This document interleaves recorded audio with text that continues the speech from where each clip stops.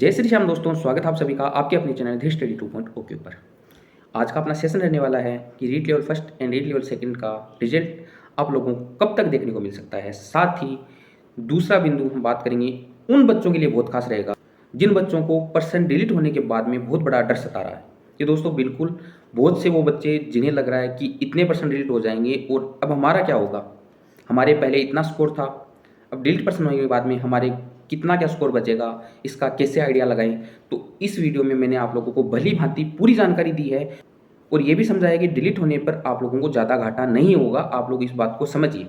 सिर्फ एक स्थिति ऐसी बनती है जिसके अंदर आप लोगों को घाटा हो सकता है और वो स्थिति हर बच्चे के साथ नहीं होगी, ये भी मैं गारंटी लेता हूँ। तो आप लोग वीडियो को पूरा देखें, भली भांति देखें और खास करके वो बच्चे पूरा देखें जिनको डिलीट परसेंट को लेके बहुत ज़्यादा डर लग रहा है।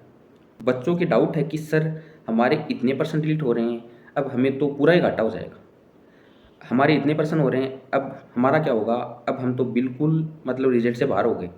तो इस प्रकार की जो ये भ्रम वाली स्थिति है ना, इससे आपको बाहर निकालने के लिए आज का ये सेशन रखा गया है।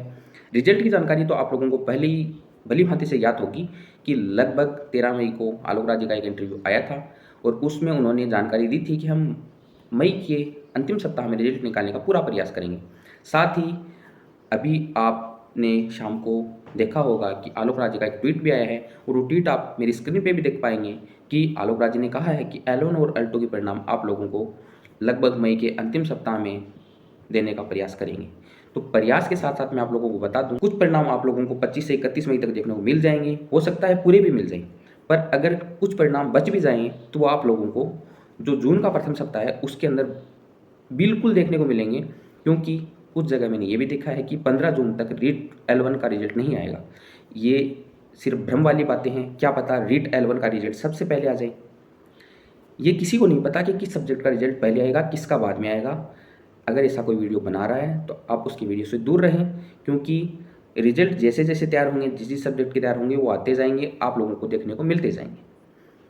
तो इस प्रकार रिजल्ट की जानकारी आप लोगों को दे दी है कि मोटा मोटा सारे रिजल्ट आप लोगों को 25 से 31 मई तक देखने को मिल जाएंगे। अगर कोई बचता भी है तो वो आप लोगों को 1 से 7 जून तक देखने को मिल जाएगा। तो आज के सेशन का अपना दूसरा बिंदु जो रहेगा वो रहने वाला है कि बच्चों के डाउट किस प्रकार वीडियो के नीचे आ रहे हैं। बच्चों को डिलीट परसेंट को लेके बहुत बड़ा भ्रम है कि सर हमारे तो ज़्यादातर सही परसेंट डिलीट हो रहे हैं, अब हमें तो बहुत बड़ा घाटा हो चुका है, अब हम तो पूरा ही मेरिट से बाहर होने वाले हैं। तो आप लोगों को मैं यहाँ पे थोड़ा सा डिलीट पर्सन का गेम समझाने वाला हूँ कि डिलीट पर्सन का गेम और डिलीट पर्सन के बजाय आप लोगों को घाटा क्या ज़्यादा चीज़ कर सकती है। ये दोनों चीज़ आप भली भांति समझिएगा कि डिलीट पर्सन की बजाय अगर पर्सन चेंज हो जाता है ना, तो वो आप लोगों को ज़्यादा घाटा करके जाएगा। क्योंकि अगर डिलीट पर्सन होता है तो उसका वेटेज लगभग सारे पर्सनों में जुड़ के कुछ ना कुछ जितने अपने सही होते हैं उसके अकॉर्डिंग वापस मिलता है। पर जब एक सही पर्सन जो आज के दिन आपका सही है वो पर्सन डिलीट मतलब चेंज हो जाता है, तो चेंज होते ही आपको उस पर्सन के मार्क्स तो हटेंगे ही हटेंगे, साथ में नेगेटिव मार्किंग हो जाएगी। तो इस प्रकार लगभग जहां आपको 2 नंबर मिल रहे थे, अब आप लोगों को लगभग 2.66 का घाटा हुआ है और वो घाटा सिर्फ नॉर्मल स्थिति के अंदर हुआ है। जब पर्सन का अंक भार बढ़ जाएगा तो ये घाटा लगभग 2.80, 2.90 या 3 नंबर तक भी जा सकता है। सबसे पहले हम 2 या 3 कंडीशन के अंदर आप लोगों को पूरा गणित समझाने की कोशिश करूंगा। आप लोग भली भांति पूरा वीडियो देख के समझिएगा कि डिलीट पर्सन से किसको घाटा है, किसको फायदा। सबसे पहले मैं नॉर्मल स्थिति के ऊपर बात करूंगा कि एक बच्चे के 100% सही हैं, 30 गलत हैं। इस प्रकार उसने 130% किए, 100 सही 30 गलत। अब उसके नंबर कैलकुलेट करें तो लगभग उसके नंबर बनते हैं 100 क्वेश्चन के 2 नंबर के अनुसार 200 नंबर तो उसके 100% के आए। फिर उसको नेगेटिव मार्किंग हटानी है तो 30 प्रश्नों के और 0.66 के अनुसार अगर नेगेटिव मार्किंग हटाएंगे तो 30 गुणा 0.66 इस प्रकार ये होंगे 19.80। तो यहाँ पे 200 में से 19.80 घटाएंगे तो लगभग 180 पॉइंट समथिंग हमारे पास जो अपना प्योर स्कोर होगा वो बचेगा। अब हम लेते हैं दूसरी स्थिति। दूसरी स्थिति में मैंने लगभग ऑन एन एवरेज पूरे पेपर में 8 प्रश्नों को डिलीट मानते हुए आप लोगों को स्थिति समझाने की कोशिश की है। आप लोग समझिएगा कि डिलीट होने की स्थिति में क्या होगा। अब पहली कंडीशन ले रहे हैं कि जो 8% डिलीट हो रहे हैं उसमें आपके 5% सही हैं और 3% वो डिलीट हो रहे हैं जो आपके क्वेश्चन के अंदर गलत है। तो जो सही हैं वो 5 डिलीट हुए, तो अब पहले जो आपके 100% सही थे, अब वो घट के 95% बचे हैं। जी दोस्तों, बिल्कुल इस गणित को अच्छे से समझिएगा कि पहले जब आपके 100% सही थे, अब आपके 8% डिलीट हुए, उसमें से 5 आपके सही डिलीट हो गए, 3% गलत डिलीट हो गए, तो 100% में से 5 घटाएँगे, 95 तो आपके सही बचे। उस 30 में से 3 घटाएँगे तो 27% आपके अब गलत बचे। इस प्रकार अब हम इनके नंबरिंग निकालने जाएँगे। अब 300 नंबर को 142 प्रश्नों के अंदर बाँटना है, तो लगभग जो स्कोर निकल के आएगा वो निकल के आएगा पर पर्सन 2.1127, 2.1127 के करीब पर पर्सन को वेटेज मिलेगा। कहना चाहूँगा कि हर एक पर्सन को लगभग 0.1127 ज़्यादा मिल रही है। अब हम 95 को 2.1127 से गुणा करेंगे तो लगभग स्कोर आएगा 200.704। इसी प्रकार 0.66 को अगर हम 27 से गुणा करेंगे तो स्कोर आएगा 17.82, 17.82 या 17 पॉइंट समथिंग कुछ। इस प्रकार हम दोनों को देखेंगे तो अब जो उसका प्योर स्कोर बच रहा है वो बच रहा है लगभग 182 पॉइंट समथिंग। जी दोस्तों, बिल्कुल पहली जो स्थिति थी उसमें उस बच्चे के 100% सही थे, 30 गलत थे, और यहाँ पे जो स्थिति है उसमें उसके 95 सही हैं, 27 गलत हैं। पर अंक भार बढ़ने से उस बच्चे को लगभग 2 नंबर ज़्यादा मिल रहे हैं। इस प्रकार अब हम तीसरी स्थिति और ले लेते हैं कि सर ज़रूरी है क्या गलत पर्सन डिलीट ना हो? तो जी दोस्तों, बिल्कुल हो सकता है गलत पर्सन डिलीट ना हो, आपके केवल सही पर्सन डिलीट हो जाए। तो अब मैं बात करूं कि 8% ही डिलीट हैं और आपके 5% वो हैं जो सही थे, डिलीट हो गए।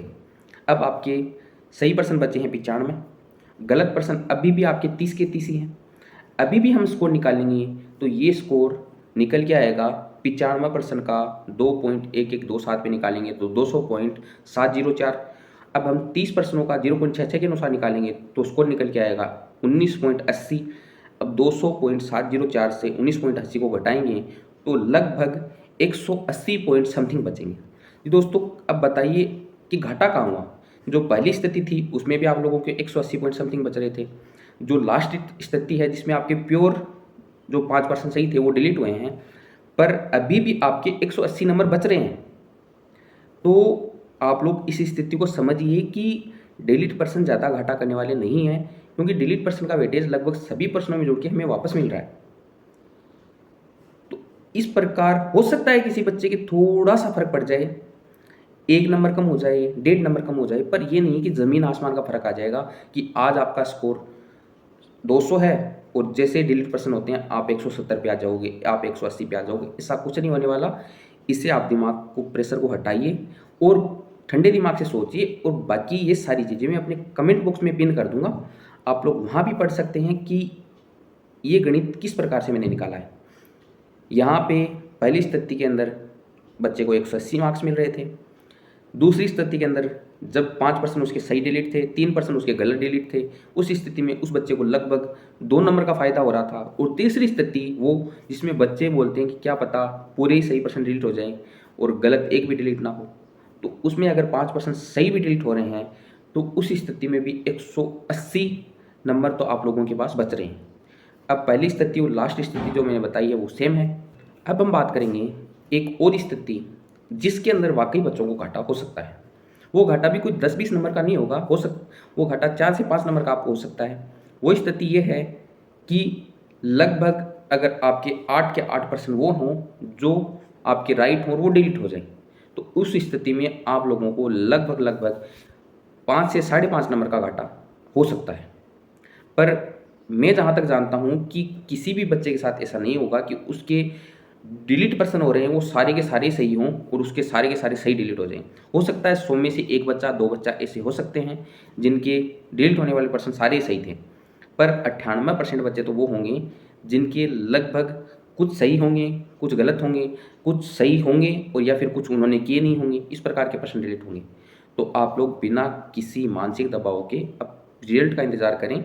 रिजल्ट आप लोगों को थोड़े दिन में देखने को मिल जाएगा और तब तक आप शांत मन से आपकी आगे की तैयारी जारी रखें।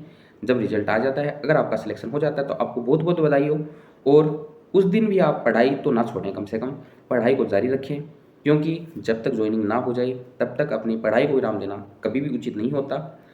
तो इस प्रकार उम्मीद करूँगा मेरे द्वारा जो वीडियो में जानकारी आप लोगों को प्रदान की गई है वो भली भांति आप लोग समझ पाए होंगे। अगर आपको जानकारी अच्छी लगी है तो आप वीडियो को लाइक कर सकते हैं, चैनल को सब्सक्राइब कर सकते हैं। मिलते हैं अगली वीडियो में एक नई जानकारी के साथ में, तब तक के लिए जय हिंद, जय भारत, जय राजस्थान।